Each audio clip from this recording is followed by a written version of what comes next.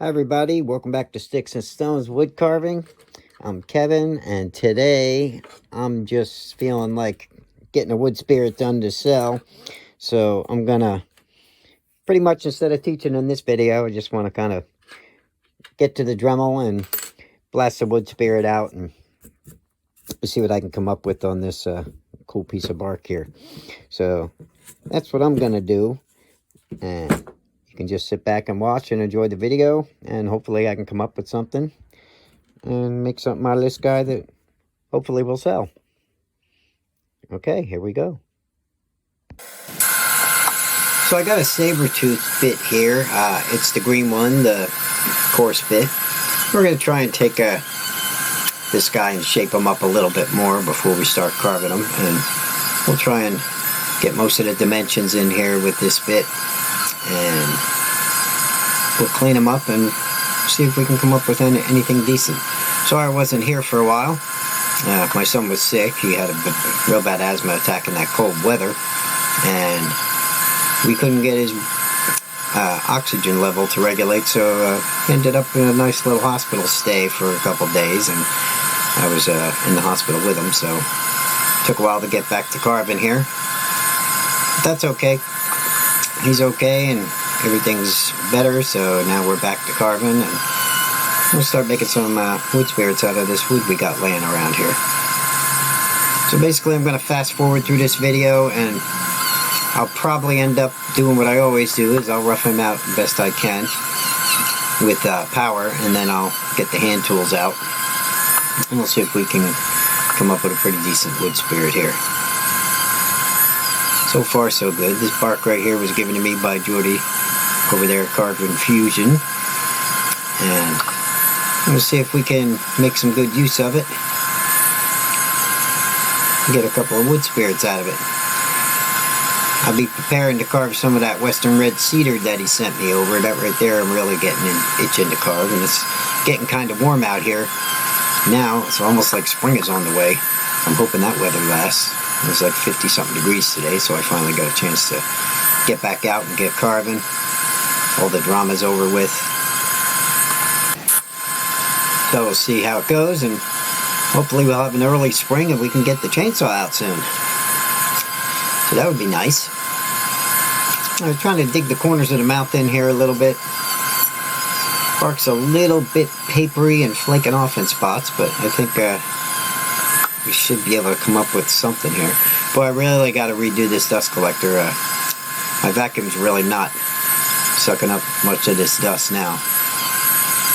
What happened is the vacuum's actually off center, and it's not even hitting any of these holes, and the duct tape I used on the bottom, my feet keep hitting it, and it's starting to peel away from the seal, so it's not really sealing too good now. So I'm just kind of winging it at the moment and dealing with the dust.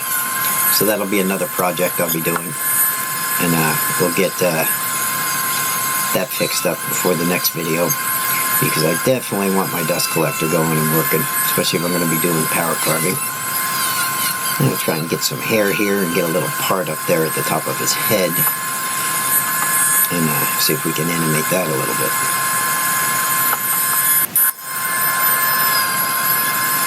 And I'd like to animate his hair a little bit and get a pretty decent flow going here, so I'll carve around to the back like I just did there. I'll take some pieces out there, and that'll make it look a little bit more interesting. Right here, I'm going to try and get a little bit of a part up in the corner of his head, and we'll push the hair down into that. And we'll keep cleaning with this bit and shaping. This Typhoon is pretty nice. It's got a nice little point on it. It's not a Typhoon, I'm sorry, it's a saber tooth. I'm not really going too deep in the beginning. Just getting the features in and stuff and seeing about where I want to go with this guy. That piece right there is going to give me a problem. It's going to pop off soon. I might just let it pop off. Maybe I'll try to glue it. I don't know. I'd like to get a little bit more depth in this guy, so I might just keep going until it falls off. And then I'll be able to spread his face out a little bit more. Although it's a cool look with it being deep right there. But I got a feeling it's going to give me a hassle when I want to put some of those mustache lines and stuff in, so I'm probably going to end up just letting that come off. And dig out a little hair under his nose. Try to smooth some of this stuff over. Let's see here. Where do I want to go next for this guy? I'm going to take some hand tools out now and see if I can clear up a little bit of that choppiness that the Dremel leaves. I'm using a flex cut skew here. And I'll get some of that wood off. And wow, look at the grain on that underneath. Yeah, this piece right here is going to give me a hassle. So I just pulled that piece off there. It's just in the way. And we'll just keep carving, and we'll go deeper and bury him in a little bit more over here. So that's really not going to be a problem. Boy, this is pretty. This cottonwood got a weird, this bark got a weird texture to it. It's kind of stringy and firm, but stringy. I don't know, it's weird. Maybe it's salt water. I know it floats up on the shores over there in BC where Jordy is. But hey, it works. Free wood is always the best wood, right? So I'm going to try and dig these cheeks out a little bit. And I'll use whatever I got to use to get the effects I'm looking for anyway. So I'll smooth these cheeks down a little bit more, and we'll try and get some mounds in there for his eyes. I'm just trying to make them symmetrical right now. They're a little bit off. It's kind of cool because he's kind of facing to the left. If you were him anyway, you know, to the right if you're looking at him from this angle. But that's kind of neat because he's kind of got a little bit of animation going already. So if I can get down inside here and get him a little deeper, that should give him a pretty neat look. I really want to make this deep up here for that part for where his hair goes in. So I'm going to take a little chip out here. I got all kinds of tools on the bench. I got Beavercraft knives, that's what I'm using here. Big Beavercraft rough out knife, because, you know, on bark, let me pull that a little closer. There you go. Sometimes I got to get it near me so I can actually do what I want to do. And then I got files, my palm set. Those are the gougers I'm using. And I got a flex cut knife, and I have a file knife also right here. I'm trying to smooth these all the bumps and everything down and get him ready for putting some eyes in. I think I'm going to take the Fordham here with this big cylinder bit and try to take a little bit more of this wood down. Still not liking it. It's a little too puffy there. I got this hooked up to a foot pedal, and I believe this is an old Typhoon bit. It's got a 1/4 inch shank. That's why I like using the Fordham. Sometimes you just want a bigger bit and you want to get a lot of wood off. That's the way to go. Okay, let's see, what do I want to do now? Looking at him, I'm going to get some of this dust out of here. Definitely got to work that dust collector. I'm gonna have to do that. I won't do it in a video, but I will have it done. Let's take some more of this wood off here.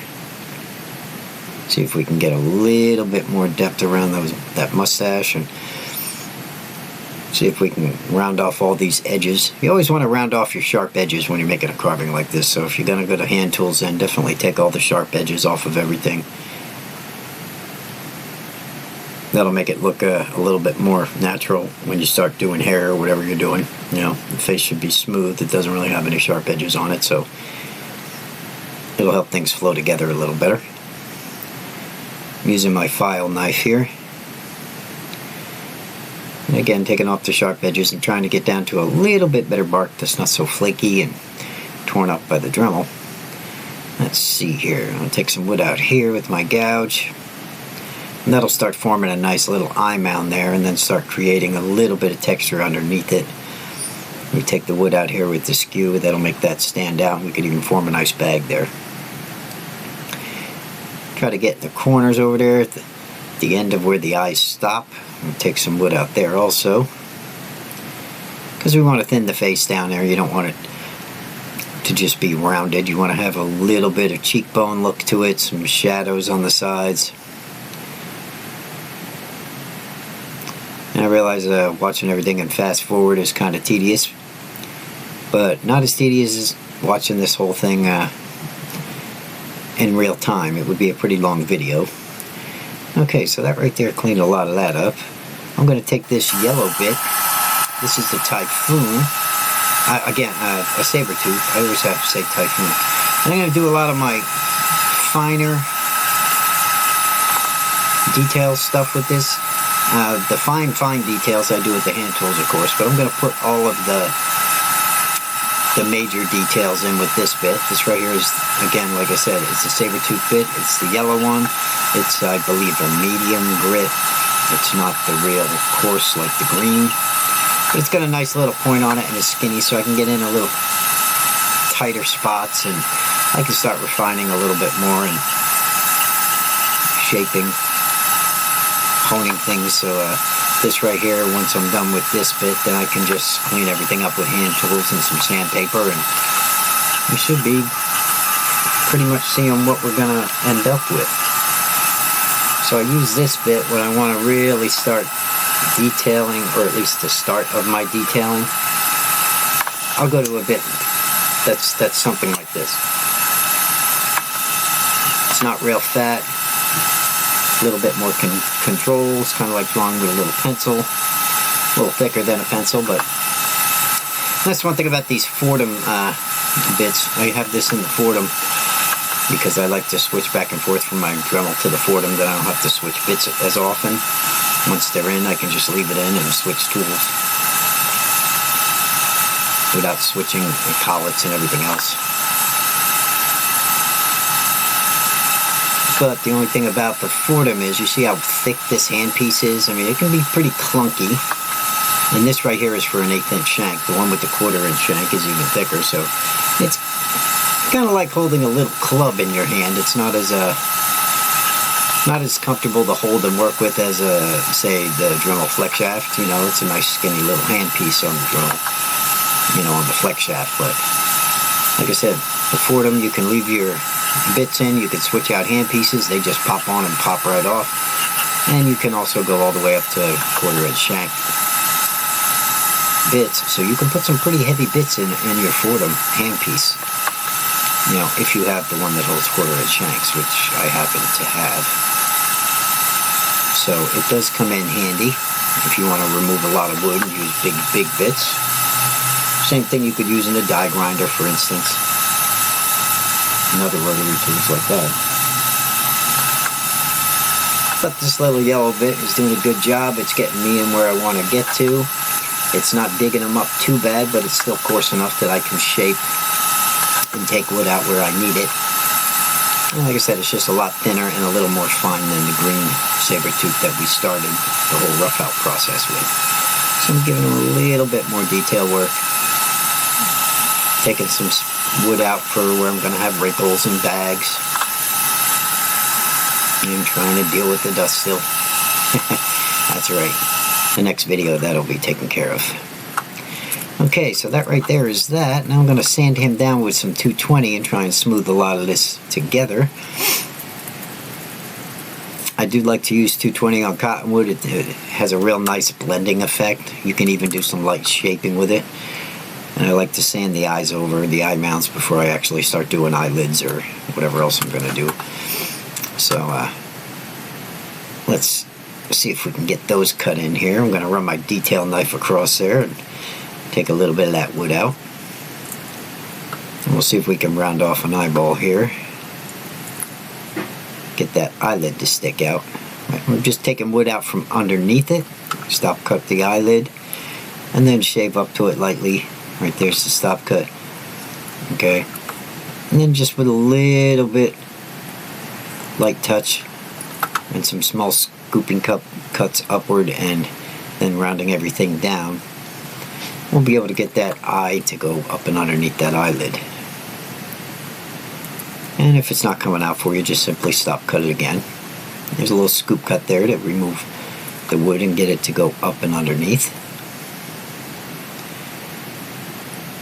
Do you want to see any of the cuts I'm using here? Just Carve Rob did a nice little video over on his channel about the knife cuts that he uses and that most carvers use. I know I use all of them that he was talking about in that video. It's a good video to go watch. I recommend you go over there to his channel and check it out. You can also go check out Jordy again over at Carving Fusion. He's always got something going on that's interesting. There's lots of good carving channels out there. If you don't see something here you like, go check out a lot of those guys. You can check out Ben over there at Studio on the Lake. You can check out Matt Carves over there in New Zealand. Matt's got a lot of good stuff on his channel. You look around, you'll never have a problem finding things to carve and ways to carve. And we all carve a little bit different, so I'm sure you'll pick up chips here and there. Or tips. Ha, chips. That's funny. That's what we're doing here. So I'm trying to smooth these eyes over and take those chips out of the corners because I really want to get the shadow in there. And that'll give him the appearance of more realistic eyes, and it'll actually start rounding those eyeballs off. So you'll always see me taking the corners out of each side of those eyeballs, and then I'll round them over and smooth them up with a little piece of sandpaper like I'm doing here. And again, after you use the sandpaper, try to brush off your carving, because the grit of your sandpaper will definitely dull your tools, especially when you're using hand tools. Notice how you always use the brush after sandpaper before I use one of my hand tools again. Now I'm putting the irises in here, and we'll pop those chips out with our detail knife best we can, and boom, he's got eyes. Now it's a matter of making some more detail underneath them. We'll take some wood out here to get a bag. I'm using a gouge for that. Remember, if you ever want to raise anything, you're going to have to take wood out from underneath it. So if you want a bag under the eye, you definitely have to take wood out from under the eye. Okay? Or from under the bag, under the eye, I should say. And then a little bit of sandpaper will help that blend together real nice and make it look a lot more natural. Okay? I'm trying to smooth up afterwards with my skew. And the skew here, it's a nice fat skew. I like that skew. It's good for clearing and cleaning. It's not the pointiest of skews, but a skew is really just, think of it as a knife on a handle. It's basically what it is. It's got a nice point, and you can get in places with it pretty good. Let me pull this a little bit closer. I'm just sanding him up here. Again, brushing him off and trying to make sure that all my corners aren't real sharp. You know, any of the edges that are sharp, I'm going to try and knock down with the skew here. And we'll see if we can get a little bit more detail in afterwards. Don't be afraid to hit it with your sandpaper. Clean up some spots. I actually like to wood burn these when I'm done. And then I'll hit it with the sandpaper again. And that tends to darken a lot of lines and brings out a lot of the detail also. You don't want to overdo it, of course, when you wood burn. You still want them to look natural, but it does help with seeing all the detail.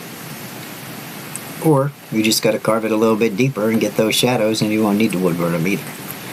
Depends on what you're going for and the look you want. As you can see when I add the V tool here, you can see those shadows fine. He doesn't really need to be wood burned. Just depends on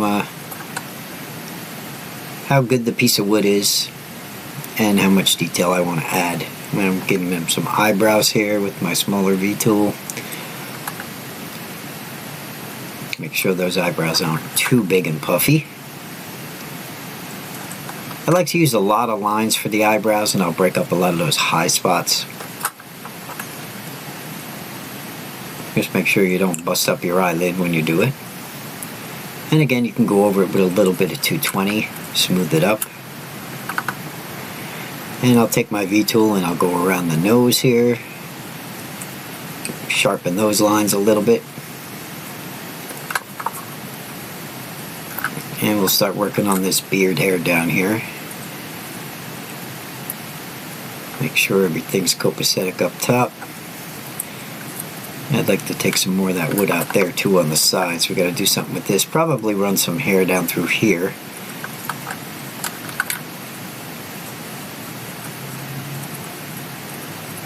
Using my gouge here to soften those edges. You see those sharp edges there? So I'm going to sharpen those, soften those, and then I can run my V tool through there on both sides. He's getting some fairly decent shadow. Just on the sides here, I want everything to be able to blend off of the face and off the sides of the carving.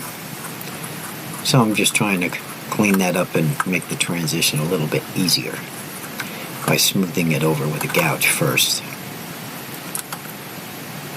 Okay.